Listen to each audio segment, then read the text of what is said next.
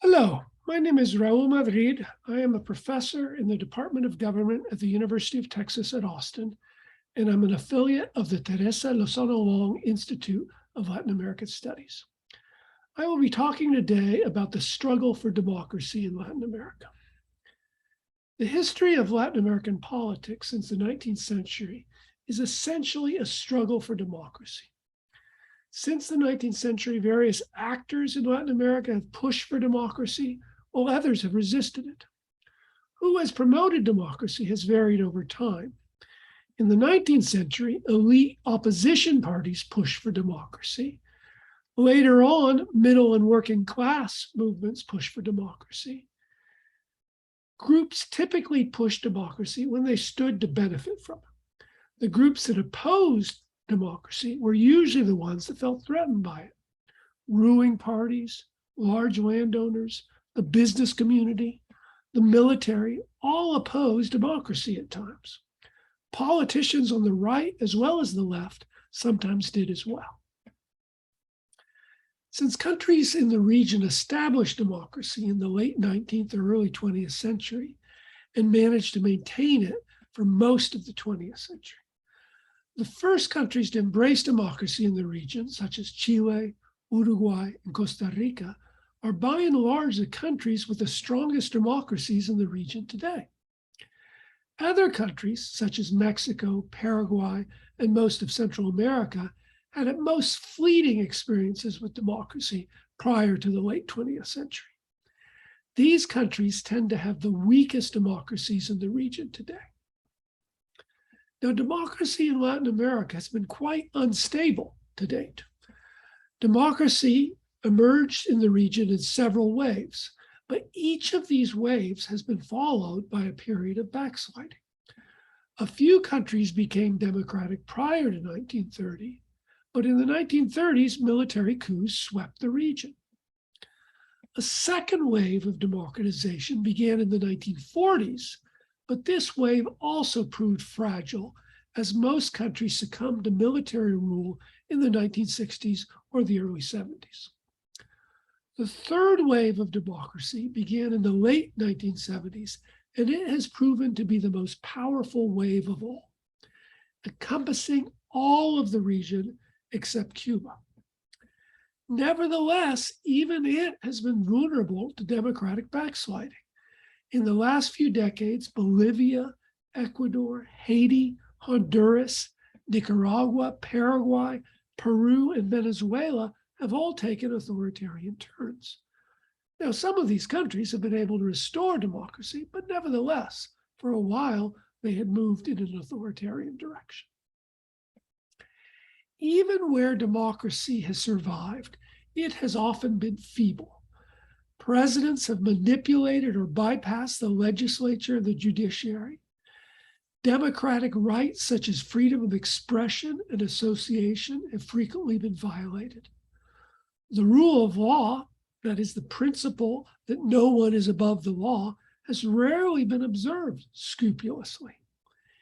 Even elections have sometimes taken place on a tilted playing field, since the ruling party has used state resources and its control of the media to favor its own candidates. In Latin America, democracy has typically looked better on paper than in practice. Well, what are the causes of recurrent democratic instability and weakness in the region? Why have many Latin American countries struggled to establish strong and stable democracies? Well, a number of factors have played a role.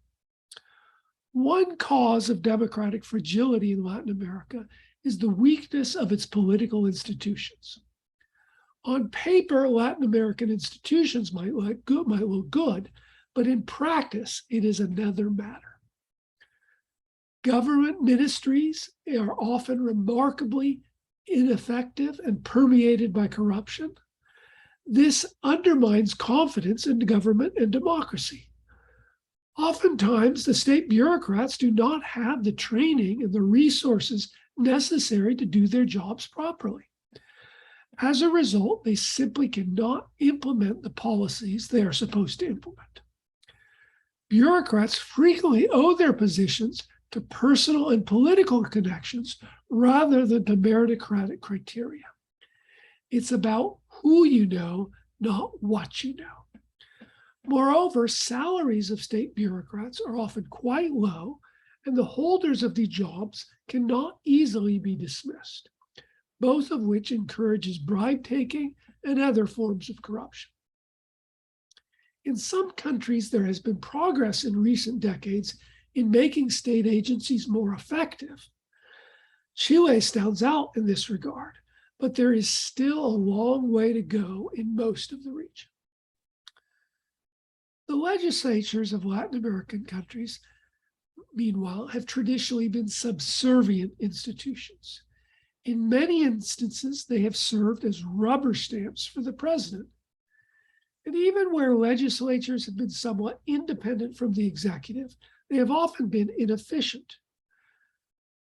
In addition, numerous parties typically have representation in the legislature, and they often lack discipline, which makes it difficult to pass legislation. Legislators have traditionally lacked resources and experience since they often serve only one term and they usually have small staffs. Nevertheless, there has been some progress in recent years. Legislatures are now more likely to enact their own legislation than in the past and to play an active role in amending or blocking bills proposed by the president. Efforts have also been made in recent years to professionalize the legislature and to make it more efficient and transparent. Now, the judiciary in Latin America also has problems. It has traditionally been weak and subservient to the executive branch. The judiciary consistently failed to protect human rights during the period of military rule in Latin America. And in recent years, the judiciary has often failed to prevent presidents from usurping power. It has failed to prevent the police from violating citizens' rights. And it has failed to prevent politicians, businessmen, and bureaucrats from offering and taking bribes. Corruption is rife in the judiciary in many countries, and the judicial system is often inefficient and lacks sufficient resources. As a result, it frequently takes years for cases to get resolved. Finally, regional and local governments are also frequently understaffed and ineffective. If anything, these governments tend to have fewer resources and even less qualified personnel than the central governments in the region. Some regional governments are also undemocratic and corrupt, particularly in the less developed parts of their countries. High levels of personalism are the flip side of the weak institutions in Latin America. Power in the region has traditionally been vested in individuals rather than in institutions.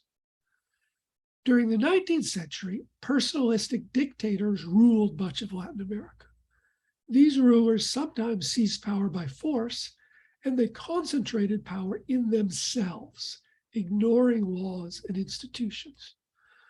Personalistic rule continued into the 20th century. Populist leaders typically gained power through elections, but they were not interested in building institutions either. They too wanted to concentrate power in themselves, and they manipulated institutions to their advantage. Even today, personalistic politics are widespread in the region.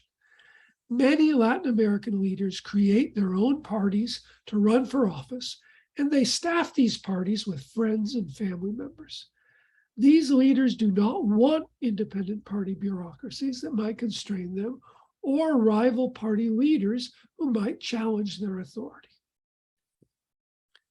In addition, economic and social underdevelopment has profoundly shaped Latin American politics in numerous ways. Underdevelopment has meant that Latin American governments have frequently lacked resources, which has made it more difficult to establish effective state agencies and to implement and enforce policies. Underdevelopment has undermined democracy by crippling the region's education systems as well. Democracy and government tend to function more effectively where the citizenry is well educated. Underdevelopment has also meant that Latin American economies have often depended too heavily on specific products or industries, which has created economic instability. Economic instability, in turn, has led to political instability. In addition, underdevelopment has exacerbated crime and corruption, which have reverberated negatively in the political arena. One reason that crime and corruption are high is that people are poor, which provides incentives for people to engage in misdeeds. It is no accident that the least developed Latin American countries also tend to be the least democratic and the most politically unstable. From independence, Latin America has also been characterized by high levels of inequality, which has had profoundly negative consequences for the region's politics. Even today, Latin America continues to have the highest level of income inequality in the world. Economic inequality has led to political inequality. It has translated into great political influence for the wealthy few and minimal influence for the impoverished majority. Wealthy people have bought the support of politicians and bureaucrats, whereas poor people have had difficulty making their voices heard. During the 19th century, landowners were by far the most politically powerful group in Latin America. But in the 20th century, new social classes emerged and weakened the control of the landed elites. Labor unions expanded, and the middle and working classes increased their share of national income. In recent decades, however, labor unions have shrunk, and the capitalist class has grown stronger, thanks in part to the debt crisis, economic globalization, and the spread of free market policies. The middle class has continued to expand and now has much more political clout than previously, but the rural and urban poor are largely powerless. Ethnic and racial inequality has also been widespread in Latin America. From the first days of the conquest, indigenous people and Afro-Latinos were enslaved and exploited. And independence did not initially improve their social and political standing. Even today, indigenous people and Afro-Latinos are the subject of widespread discrimination and are poorly represented in the political arena. Indigenous and Afro-Latino movements have risen in recent decades, and they have provided these groups with greater influence in some countries, but the stark inequalities remain. Women have also been the subject of a great deal of discrimination in the region. In most Latin American countries, women could not vote until the 1940s and 1950s. And even today, women account for a relatively small share of legislators, of ministers, of mayors, and governors in the region. Nevertheless, women have always participated in informal politics, and their participation in formal politics is steadily increasing, thanks to gender quotas and other reforms. Moreover, Latin America has had a number of female presidents, which is more than the US and many other developed countries can say. The military has had a great deal of influence in Latin American politics since independence, and it has often undermined democracy. Latin American constitutions assign the military a role as the guardian of the Constitution, which provided it with an excuse to intervene in politics. However, Latin American militaries were not initially very strong or disciplined. They had a hard time gaining control over their territories and defeating regional warlords and conquering indigenous groups. Towards the end of the 19th century, however, Latin American militaries professionalized, thanks in part to foreign military missions. They acquired more sophisticated weaponry and better training, and they developed greater internal discipline. This enabled the military to defeat internal rebellions and establish a monopoly on violence. However, the increased professionalization of the military did not end its intervention in politics. Social unrest, poor governance, and Cold War tensions spurred the military to take power in many Latin American countries during the 20th century. The military governments not only brought budding democracies to an end, they were guilty of terrible violations of human rights and civil and political liberties. It is only in the last few decades that Latin American governments have established civilian control of the military. Coups have become quite rare in the region, and the military has largely ceased to intervene in politics. Thus, Latin America has faced many challenges to democracy since independence, and it will no doubt continue to struggle with these obstacles in the years ahead. That said, it is also important to remember that Latin America has many strengths, which should facilitate efforts to deepen democracy in the region. For example, during the last 140 years, Latin American countries have mostly avoided military conflicts with each other, especially compared to other regions of the world. There has been only one major war in the region since 1880, although there have been a number of minor conflicts. Latin American countries and citizens have often worked effectively together, and there is a relatively strong sense of cultural solidarity in the region, although interstate rivalries and border conflicts remain. The cultural diversity of the region is another one of its strengths.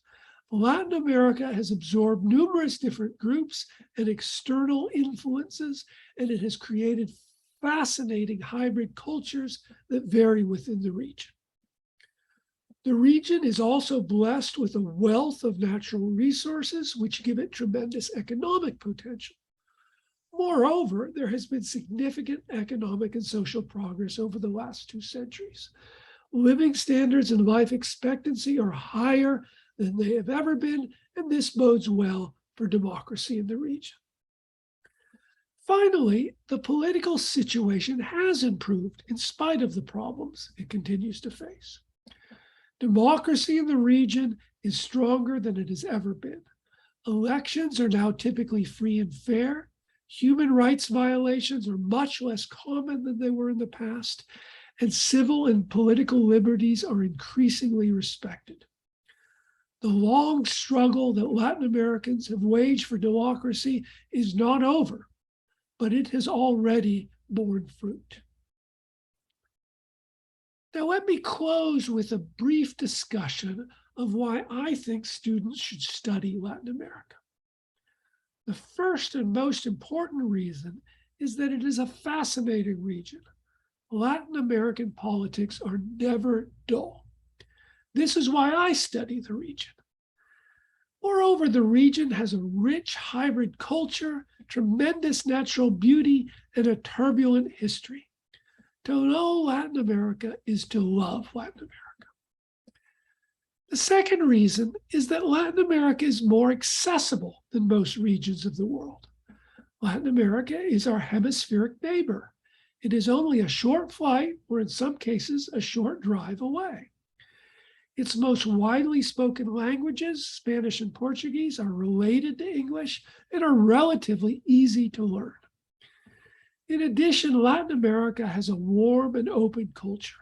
If you move to Latin America, you will not find it difficult to make friends and to immerse yourself in the culture. The third and final reason I'm going to emphasize is that Latin America is a land of opportunity. It is not difficult to find opportunities to study, work, and live in Latin America, or to do business in the region. Latin American countries are major trading partners with the United States. Millions of Latin Americans live in the United States, and thousands of US citizens travel to Latin America every year for both business and pleasure. All of this means that there are tons of personal and professional opportunities to interact with Latin America and Latin Americans. I encourage all of you to take advantage of it. Thank you.